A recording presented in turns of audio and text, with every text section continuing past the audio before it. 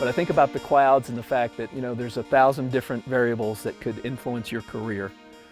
Lightning can come at a moment's notice, a restructure, a new brand, a new boss, a new division. It reminds me again of the importance and the reason I wrote the book, The Compass Solution.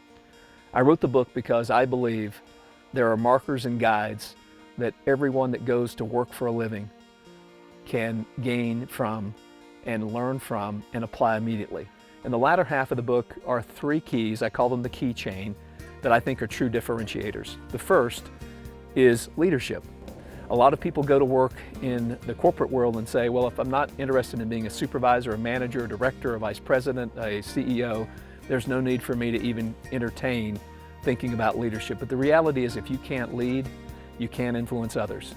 And if you can't influence others, you're not going to have a truly successful career. When I was brand new with my organization a long, long time ago, I was a sales representative. I remember being pegged to be a part of a launch team for a new brand.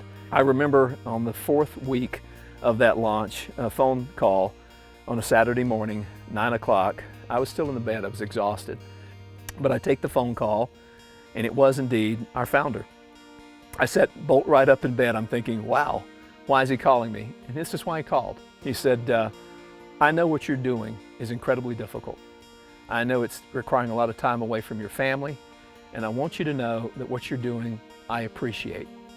And what you're doing is going to make a difference for this company, for your future, and for our future. You're making a difference. I never forgot that. I was 26 years old, and it made me appreciate that leadership, truly transformative leadership, is a game changer.